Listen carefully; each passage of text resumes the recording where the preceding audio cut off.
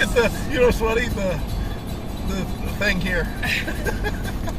That was fun. What have you been up to? I've been riding on a daydream. Yeehaw! How'd you like that? We're not driving like that today. Matter of fact, I'm not driving at all. That was me screwing around.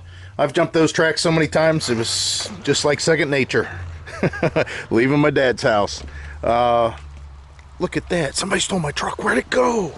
Well, we got snow, and we had a decent amount of snow, and it came kind of during some rush hour traffic and freezing stuff. And anyways, Heidi took the truck to work today because she drove up to Independence, Ohio. It's not very far. It's about, I don't know, about 45 miles. She had a meeting. I had to go get my trash can. You can see the plow truck did their best job of throwing crap in our yard again. You kind of see the line, how far they throw that snow, and it's wet snow. But yeah, we had, it just kind of dumped on us. It's, again, for this winter, this is crazy nice and easy. I put the steps up on the RV because I thought it was kind of dumb that they were down and going to get packed full of snow. And the truck hardly gets driven at all, so this is kind of nice. It's just a bare spot. To give you an idea about how nice the winter has been so far for Northeast Ohio, it's going to be tomorrow, I think, or the next day. So we're talking, I don't know when you guys are seeing this, but we're talking like February 14th, Valentine's Day. I think that's the right day. I got it marked on the calendar, trust me. I would never miss that for Heidi. Even though I'm not good with dates, I mark it down. So anyways, getting back to the weather, we're going to get down to the single digits. And it's all going to be like just for 24 hours, and that's it. That's the coldest snap that we've had this entire Ohio winter. It just hasn't been cold or really snowy here. It's just been bland. And again, I gotta get over here. Is that wood? No, that's wood. Okay. I'm knocking on wood. I don't want the winter to get crazy here at the end, you know, March. What do they say about that? In like a lamb, out like a lion, something like that. We're not into March yet, but March can deliver some weird stuff to us.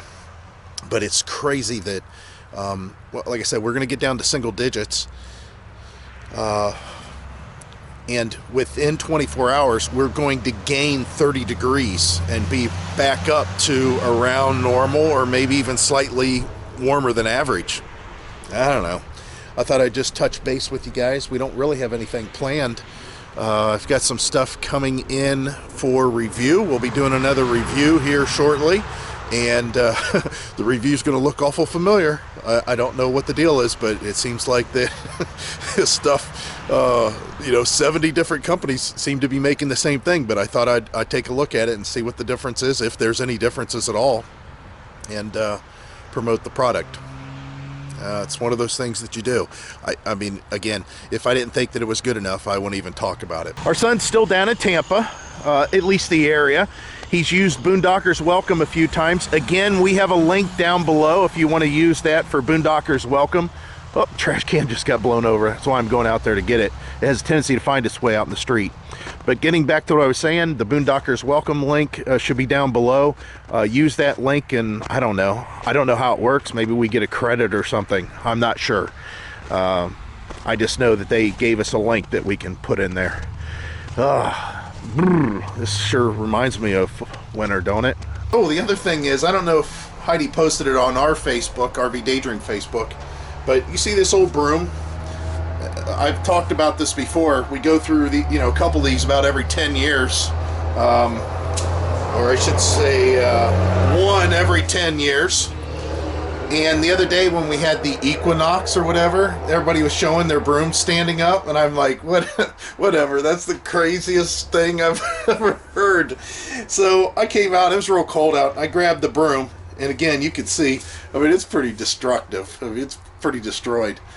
And I screwed around with it in the house, and I'm like, yeah, told Heidi, I said, it's a wives' tale. There's no way, you know, it doesn't stand up, and I'm doing this and crap. and I'm getting it kind of close, and it's, you know, balancing kind of close, and we have hardwood floors. All of a sudden, the thing stood up. It just stayed there.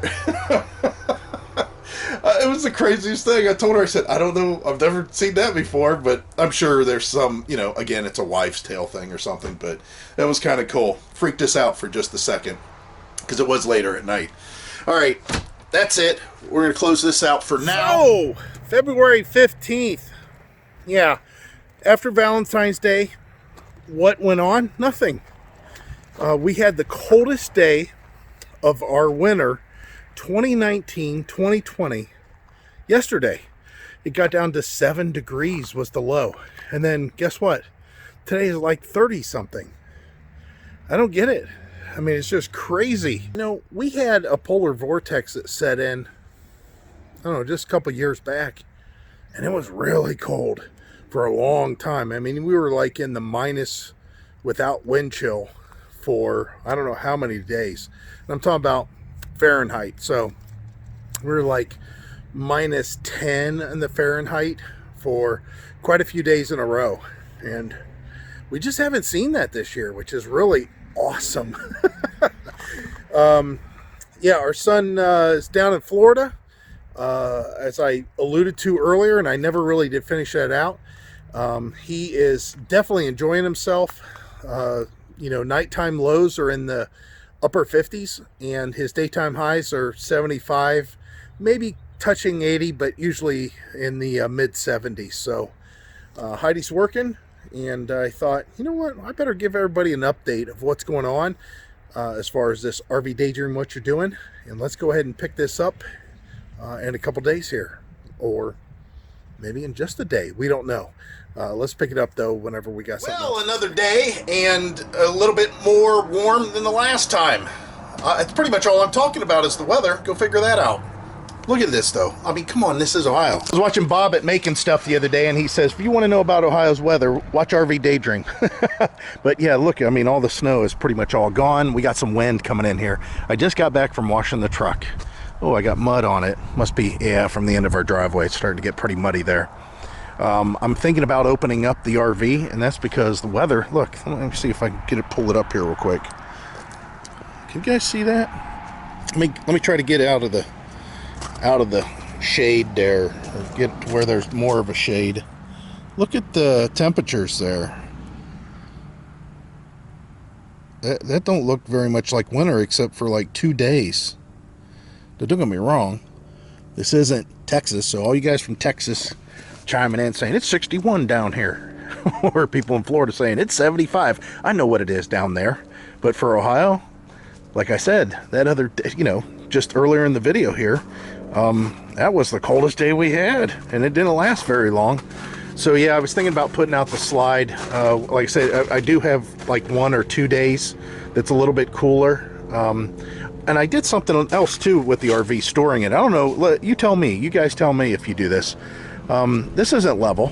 The front end's definitely up higher. Oop, let me get back out of the wind. The front end's definitely up higher than the back end, because I wanted the water to run off other than just coming out of the gutters. We still got to do that recall. So do you guys do that? Do you guys lift it up in the front, you know, to make it to where it tilts? So I went and got the truck washed. In other words, I washed it. I had to spray off all the salt the other day. It was so bad. Heidi took it to Independence, and they had salted the roads real hard. And then we drove it again after that, and of course the roads are real salty. So the first sign that I seen that it was going to stay dry for a few days, I went and sprayed it all off real well, but it was freezing. It was really cold that day. It was the end of that really, really cold night that I was just talking about. So anyways, it left spots on there because it was freezing instead of rinsing off, that kind of thing. But I did get it clean today. Looks like I could have done a better job on the springs there, but for the most part, everything's clean. Our son just told us, or just emailed me, and said that he was heading up to Watcha, Florida. I don't know. somewhere north, getting closer to the Panhandle, from what I can guess. He's kind of tired of the Tampa area. He says, you know what? He says, I applied for a bunch of jobs, and he goes, I didn't really find anything that I liked. Other thing that I did was go to the gun range. I purchased those self-defense firearms, and a couple little guns, and I've never fired them, so I thought I'd go to the range today and shoot them. Nothing exciting, just what I remembered being in the service. It's funny how everything, as soon as you fired one round and that smell, the sound, everything, it's like deja vu. It's like, oh yeah, I remember this. But nonetheless, I did get that done, and put I don't know, maybe 300 rounds through each gun. So I'm feeling pretty confident there. I got to get Heidi out to the range and let her shoot a little bit. And again, 47 degrees tomorrow with a little bit of rain. Hey, I can deal with that. Heidi's just been working. I don't know. Somebody had said, what are you guys doing? And I know you want to get an update, but this is it. I'm playing in the snow. Whenever the weather gets like this, which you guys are looking at me and I'm in my jacket, there's ice and snow on the ground. This is for the people that never really experienced living in this kind of climate. It's everybody, the car wash, the line at the car wash was crazy. And I'm not just talking one car wash. I'm talking every single car wash that you could possibly go to. Everybody's doing what they can to save their cars. We're not that vain that we want the car to look shiny. We are that worried about how the car is going to start rusting immediately. So yeah, that's basically what I did. The other thing that I need to do on this is take the truck in for some recalls that have been ongoing. Oh, I don't know. They've been out for at least 3 months now, and I have yet to do them. The recall that I need to do is something to do with the seat, the fold back seat mechanism. I don't know. I have no idea what it is. I don't care. My seat works fine. And then the seat belt, something about whenever it goes off to lock you up in an accident, it could cause a fire. If you have carpet, well, we don't have carpet, but I still think I have to bring it in so they can check off the recall. Talking about sort of a recall, I guess we can talk about the cap, huh? So, the latest on the cap. I need to play the lottery. That's all I'm going to say. Okay, so why do you think I should play the lottery? It's not because I'm lucky. Let me tell you what's going on with this cap, and I'm going to try to recap it and keep it really short. I'm not going to tell the whole story, but I'm going to tell you the customer service end of things. When the window first broke, I called out to Lear after the dealer said he wouldn't do anything over in Canton. I called out to Lear, got hold of Joe, who's in charge of customer service. He said, yeah, we're going to get you out a new window, most likely. So then I got back with the cap company and the cap, the dealer, and they said, oh yeah, we'll go ahead and get that in. We'll give you a call. Well, I didn't hear anything. That Joe said it was going to be up to 4 weeks. So on the 4-week mark, I called. And they said at the dealer, oh yeah, maybe we should check on that. Let me give them a call. I'll give you a call right back. And they said, guess what? The window's being shipped in just 2 days. So we're going to have it here on the 3rd day. We can get that installed right away for you. Wow, what a coincidence. I called, then you called them, and all of a sudden it's done and ready to be shipped. Good, that's just great timing on my part. So then there was problems with the window. When they installed it, and then it broke. The hinge came unglued from the glass itself, and I went out to this other dealer that I'm dealing with, Valley Truck Outfitters, and they said, sure, let's go ahead and get you a new window in. And actually, in their case, they ordered the window and it came in right away, and they called me and said, hey, it's here, and they installed it, and everything was perfect as far as timing on that. But then I started having problems with this leaking issue. So talking with Lear, I got hold of Chris, who's the customer service manager. Where's Joe? Well, Joe no longer works here, but I'm the guy. I'm like, okay, great. This is my problem. It's continuing to leak, da-da-da-da. And he says, well, I just need to, get an RGA number. And once the RGA number, we can get it shipped back here, and we'll take a look at it. So I didn't hear anything like a day. I didn't hear anything for 2 days. So then I made a call to the Valley Truck Outfitters? And he said, yeah, I haven't got a call from anybody with an RGA number. I'm like, all right. So then I called Lear and got hold of Chris, and Chris said, I'm calling them right now with that RGA number. Said, okay, great. Hung up the phone. Didn't hear anything for a day. So then I went ahead and called back out and said, have you guys heard? Yeah, you know what? We did get an RGA number. It just came in. And not only that, but guess what? The truck's going out tomorrow. So if you get your truck in here, we can get the cap off and it'll go on the semi, and the semi will take it back in its route back to Indiana. I'm like, oh, what a coincidence, you know? I'm glad I called, because it just so happens that the RGA number hit and the part's coming back, going to be sent back. Awesome. All the way around awesome. So, doing a really short recap of what was told to me by Chris was that it would take 3 to 4 weeks for the cap to be either reworked or replaced. One or the other. He didn't know what, but that's what he was going to do. And I had a whole laundry list of crap that was wrong with this cap, other than the leaks, because he told me, list everything that's wrong with it, so when it's back here, we can completely rework it. That's what I did. And he said, again, 3 to 4 weeks, and that's once he gets it there. And because of the holidays, it may slow it down a little bit too. So, with that said, I figured that it would take about a week for this truck, once it picked up my cap at the dealer, it'd take about a week to get back to Indiana. And then 4 weeks would be for the rework. We'll go the maximum there. Not only that, but I'm going to add another week to my estimate of when it should be done, and say now we're at 6 weeks. And then, of course, the other route coming back, 7 weeks. You know, another week to get back. But maybe there's some mistiming, maybe there's some problems, whatever. Let's add another week to it. So I figured 8 weeks. After 8 weeks, something should happen. It should be back at the dealer. I should be getting a call saying, hey, this is all fixed. We're going to be shipping it back, something. Or the dealer calling, say, hey, we got your cap in. Come, check it out and we'll install it on your truck.